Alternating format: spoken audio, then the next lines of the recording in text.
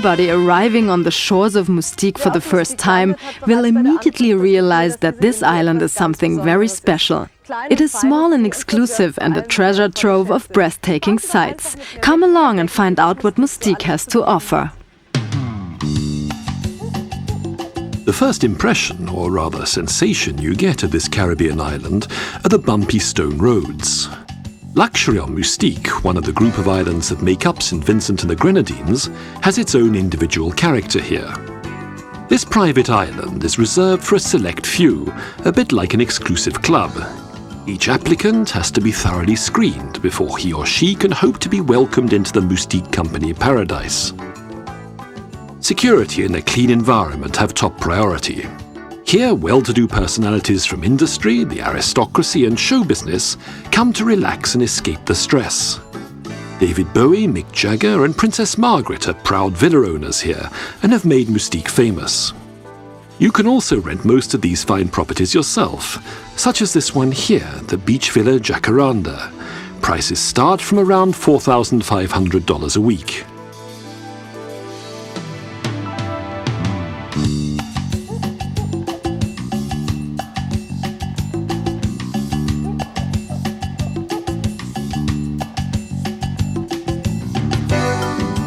This airy octagonal-shaped beach pavilion with its lemon-yellow rooms, Asian bamboo chairs and a breathtaking view of the snow-white beach offers dream accommodation.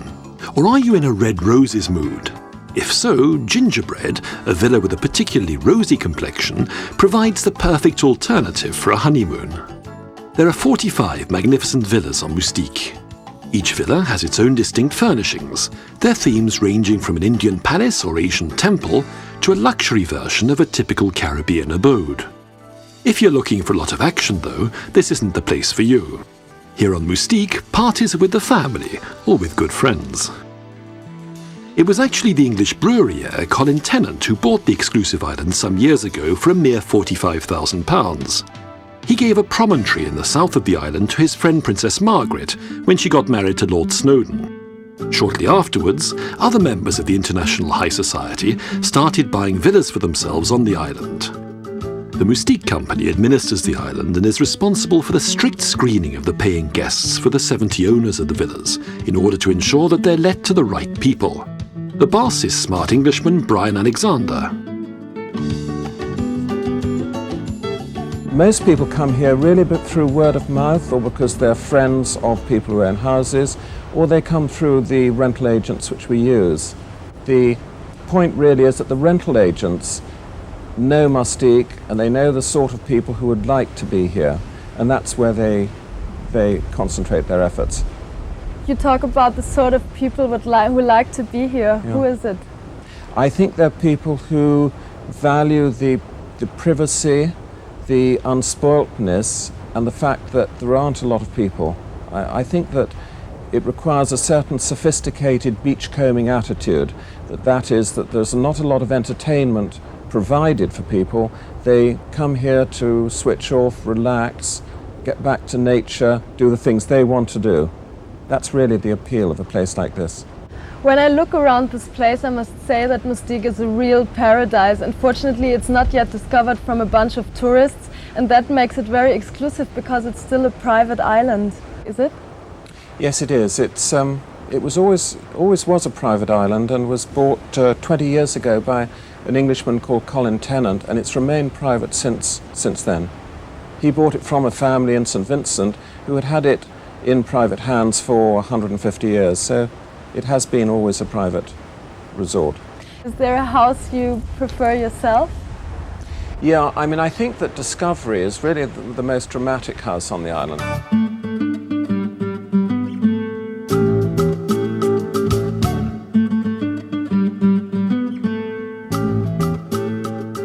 As the villa's name suggests, Discovery is a real find. Rocks, waterfalls, streams and lily ponds form an integral part of this architectural masterpiece. During our visit, we meet the landscape architect Danny, who's currently checking the 10 pools and cleverly hidden water tanks which originally cost millions of dollars.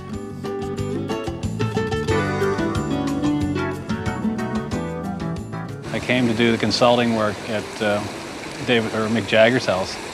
And I was supposed to be here for 2 months, and it turned out to be 4 years. After I left that job, everyone else on the island that was building new homes, larger homes, all wanted extensive gardens. Well, this house, it's an American that owns the house. We built it around the rocks and trees that were available. And as you see, it's very, very nice. Discovery is Nathalie's dream villa, which you can enjoy yourself from $6,500 a week. Numerous living and dining rooms, as well as 4 bedrooms, are available for 8 guests. The 360-degree panoramic view from the master bedroom is absolutely astounding, stretching miles beyond the house to the horizon.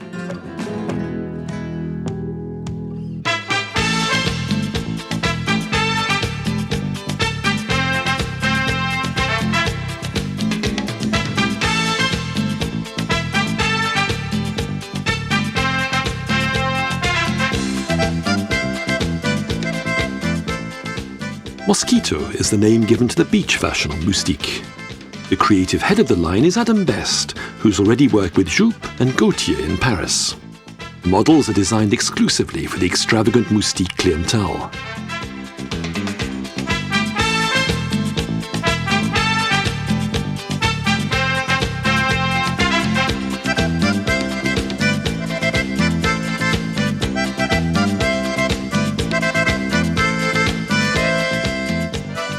From the moment they arrive, nobody who takes a holiday on Mustique has to worry about a thing. In the rented house, such as here in Cactus Hill, everything is ready for their arrival. A butler and his wife have prepared a meal, the cocktails, and a basket of exotic fruits. With a charming smile, they wait on you. Your wish is their command.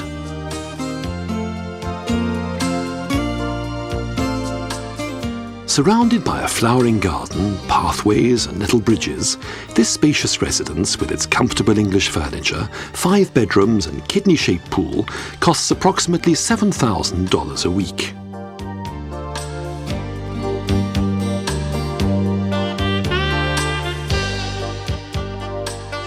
A highlight for us was a visit to the private villa belonging to Swedish architect Arne Hasselquist, who came to Mustique in 1969 when there was neither electricity or water on the island. Today, over 60 of the villas bear his signature.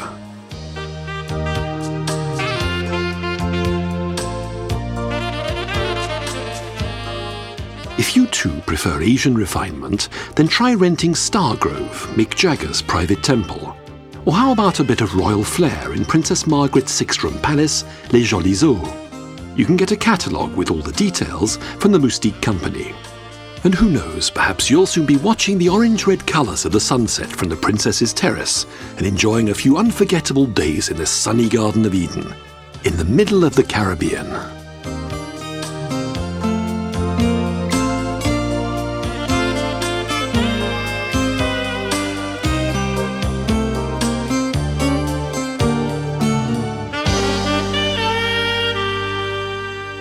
You don't have to travel far to find one of the most beautiful parks, as it's discreetly located directly on the banks of Lake Como, the enchanting garden belonging to the aristocratic Villa d'Este residence. I think this hotel is one of the most beautiful in the world, and that's why I would like to take you on a stroll through it, because those who have seen Villa d'Este will perhaps discover that there are still dreams that don't let you go.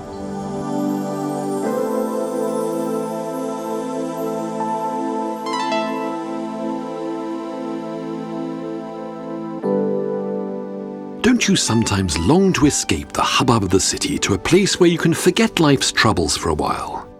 The Grand Hotel Villa d'Este, with its rich tradition, is that kind of haven, long regarded by hedonists and connoisseurs as the ultimate example of exquisite ambience. Perhaps it was even inspiration from above that made an Italian cardinal build the villa about 400 years ago. And later, Caroline of Brunswick purchased the spacious property and organised, or so it's said, veritable orgies in the magnificent park. And today, the garden, with its handmade mosaic monuments, is still regarded as one of the most beautiful parks in the world.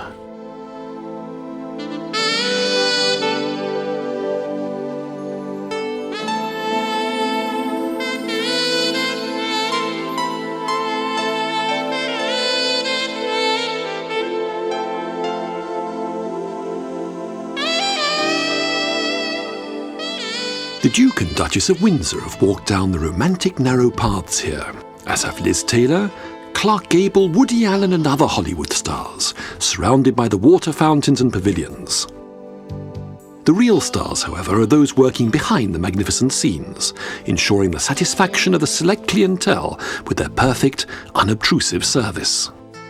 Do you need a helicopter to take you to dinner on the Côte d'Azur, sir? Nothing is impossible in this leading hotel of the world. You can really feel at home in the Villa d'Este. The cosy atmosphere is not at all at odds with the Baroque opulence. We meet Joe Cocker in the foyer where once Bette Davis gave her last interview. And you can also enjoy the Mediterranean flair of the Villa d'Este. How about a special weekend arrangement for about $650 per person for a junior suite with a sea view, half board, and of course a champagne breakfast in bed?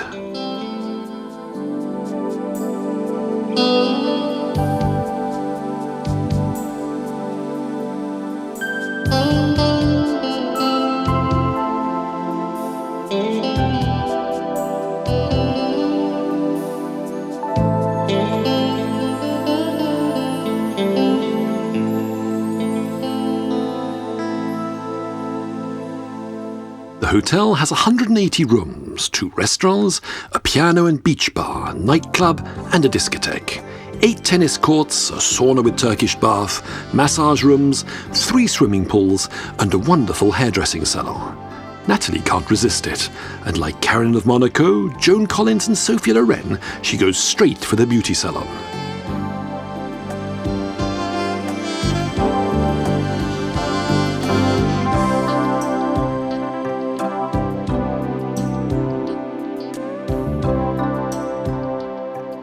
And when the last fishing vessels have sailed across Lake Como and the lights on the opposite banks have started to flicker on, then, ladies and gentlemen, it's time for you to sit back to enjoy a wonderful candlelit dinner. Drink from life's golden cup of plenty. Here's to the health of Villa d'Este, because sometimes you shouldn't be satisfied with anything but the best.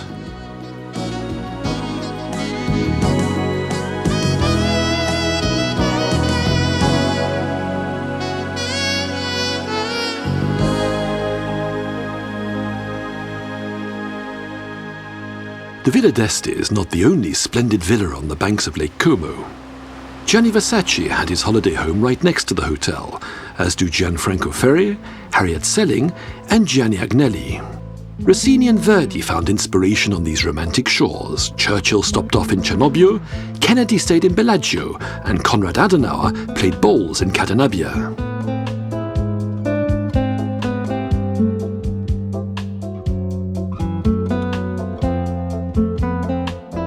The former Chancellor of the then West Germany used to enjoy escaping to his Villa Collina on the eastern banks of Lake Como.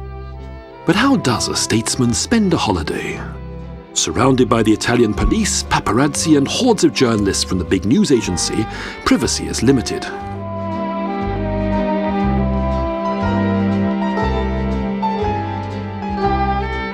A new page has turned in European history, based on Adenauer's idea of a unified Europe. And it was here in Cadenabbia that the Chancellor used to come on holiday. After a carabinieri taught him the rules of bowls, Konrad Adenauer became extremely keen and used to play the game with his friends.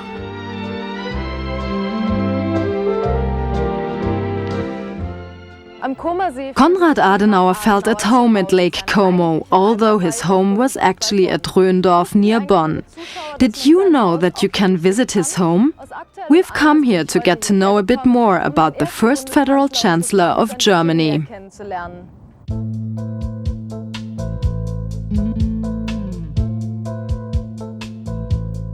His home tells us a lot about the famous statesman, who would have been over 120 if he was still alive today.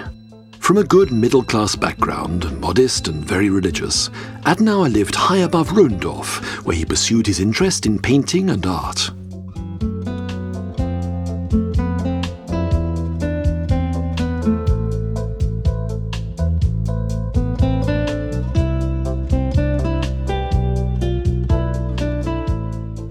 However, his main passions were politics and his family, today heirs of a tremendous past. I played in this garden as a child with my sister and other children from the neighborhood. In the old days, sheep, goats and chickens also ran around here, and this meant that even in post-war times there was always enough to eat. And when it was very hot, we bathed here in tubs on the lower terrace, without our swimming suits, which often caused the neighbours to make a fuss. Do you remember your grandfather? Yes, very well. I was 22 when he died, and I was also his godson. I also lived in his house for the first 3.5 years of my life when I was in Rundorf. Nothing has changed. The rooms are exactly as they were when he was alive and include information on his life and achievements, as well as special exhibitions. There have also been various books containing his letters, as well as others with the tea-time chats he regularly had with journalists.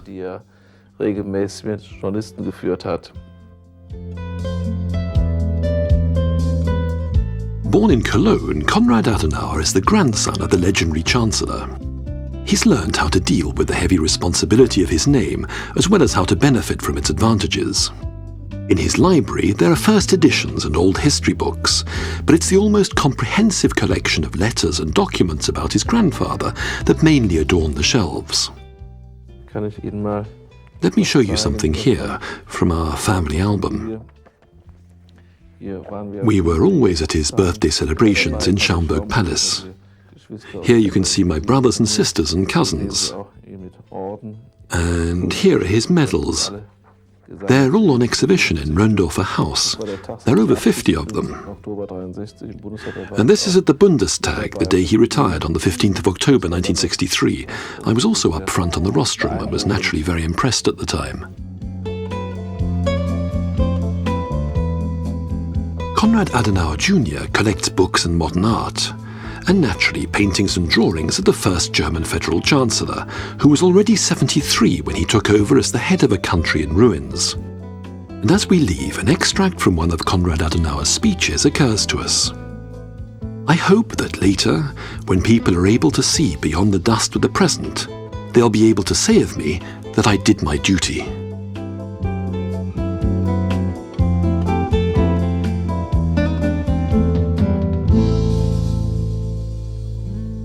The fashion mecca of Milan is just an hour away from Adenauer's holiday home.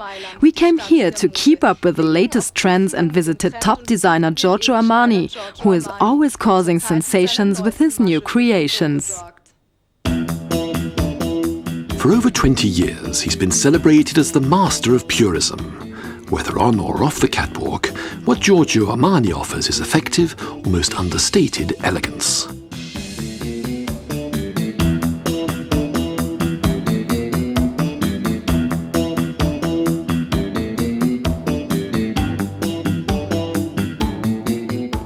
Since his closest friend and partner, Sergio Gagliotti, died 10 years ago, this shy designer has become even more reserved. The only live-in companions he tolerates are 4 small cats.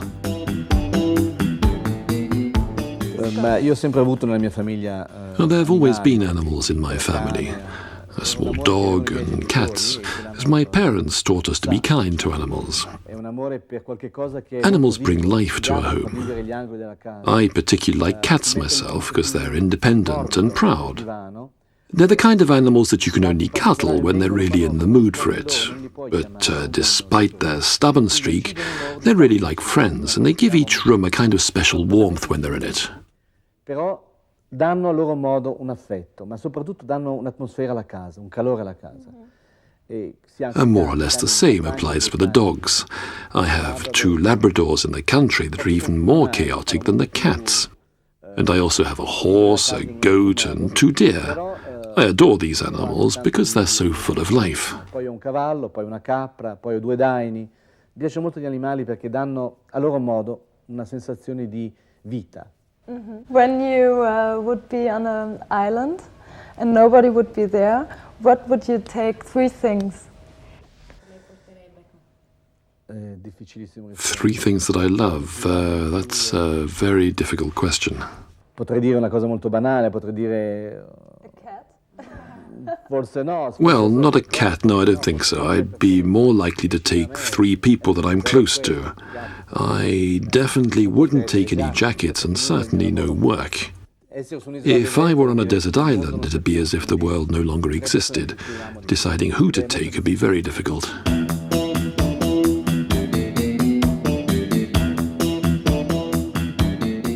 The persuasiveness of a trim figure is worth its weight in gold.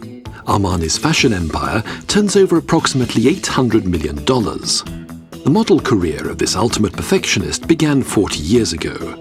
As a young medical student, Giorgio was working as a part-time window dresser when Nino Cerruti discovered him and set him on his new career path. In 1975, Armani set up his own company with his friend Sergio, and now his signature is to be seen on almost everything from clothing and shoes to glasses or even perfume.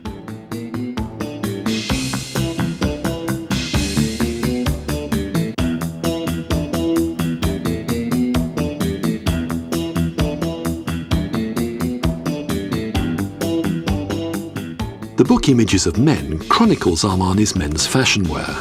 The famous blazer without shoulder pads is typical of his style because, as he tells me, he enjoys being able to show that one can look masculine without having to look like Rambo. This book came into being because I had always wanted to put together a collection of the photographs I'd taken of men over the years, from the very beginning to the current campaigns. It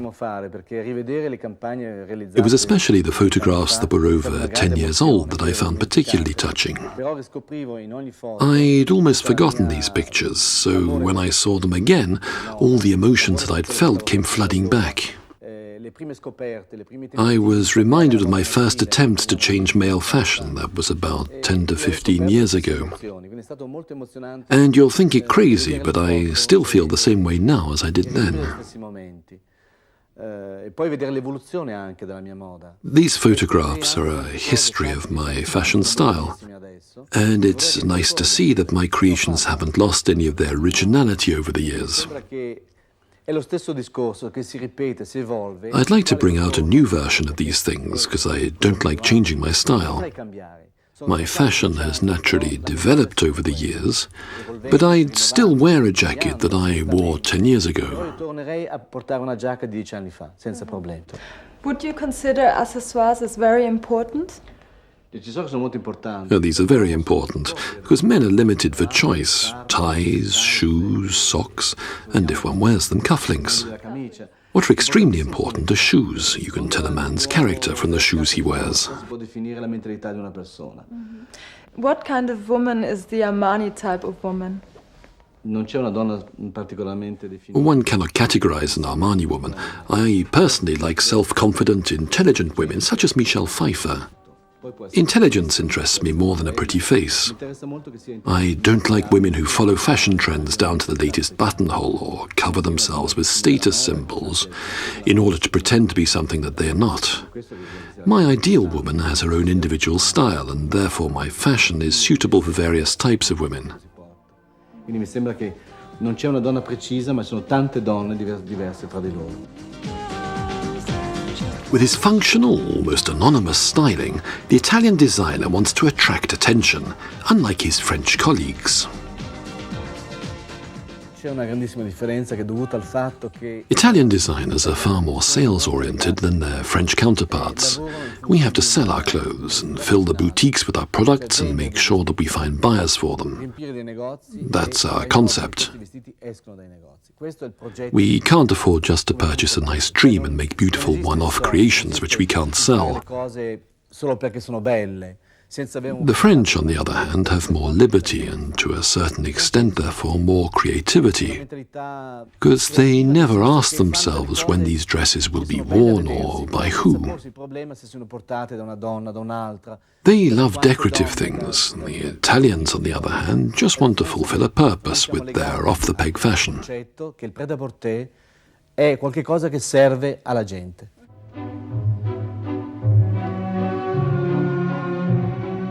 When he's not on fashion duty, Giorgio Armani, who's often been voted best designer, flees to the peace and quiet of his palazzo in Broni, once owned by the Count of Rivara. Here he has friends over, such as the Hollywood stars Claudia Cardinale and Tom Cruise.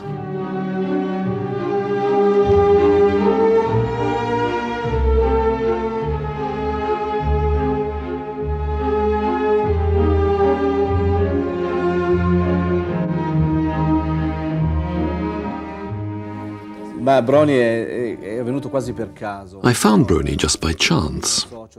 One day I was driving with my late partner Sergio Gallotti through the countryside looking for a small weekend house.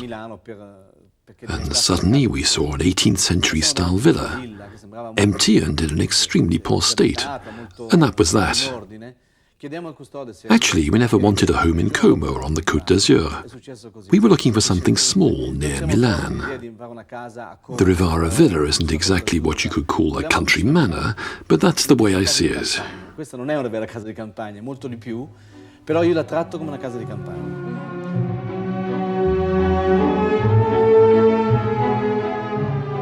We feel a little bit confused. Are we extras in the wrong film? Of all people, Armani, the purist, lives in a pink Baroque villa. But it's actually here that he really opens up. The man who turned Richard Gere into the American gigolo and clothed Oscar Award winners talks of his dream of directing a film. And in view of the glamorous setting, Nathalie is interested to know what his attitude is to luxury and money. Ma la ricchezza è una cosa che... Money helps in life, and so it's important. Yet wealth can also be a burden. You constantly have to come to terms with the rest of the world, and they're worse off. In some cases, you even have to apologize for it. And I find that a bit hard going. In the past, the rich man could retreat into his castle and cut himself off from the rest of the world and bask in his own fortune. Nowadays, it's different. The mass media don't allow him to do what he wants with his money without thinking of other people. Non ti permette di vivere la tua ricchezza senza pensare a quello che è attorno. What would you consider as your personal lifestyle? I heard that you don't smoke, you don't drink. Do you think sometimes are you afraid that the life is passing by and you don't have enough of life? Sì, lo penso ogni sera. Yes, often. Every day when I come home after a hard day's work, I say to myself I'll never see those 10 to 12 hours again. And I discover a few more white hairs and see my tired face in the mirror and ask myself what it's all for and for who. But that's what life's all about. My personal philosophy is to be true to myself, and it's also to help others, not trying to be what I'm not. I try to make the most of my positive features, and I suppose that's what you could call my personal art of living. Armani is as good as his word. For years, he's supported AIDS sufferers and children in need. Despite his fame, the top designer has remained a straightforward, easygoing person, and could, as he says to Nathalie as she's leaving, live as simply as a monk if he had to. Nathalie believes him, as it's obvious that Giorgio Armani worked out his own personal philosophy a long time ago.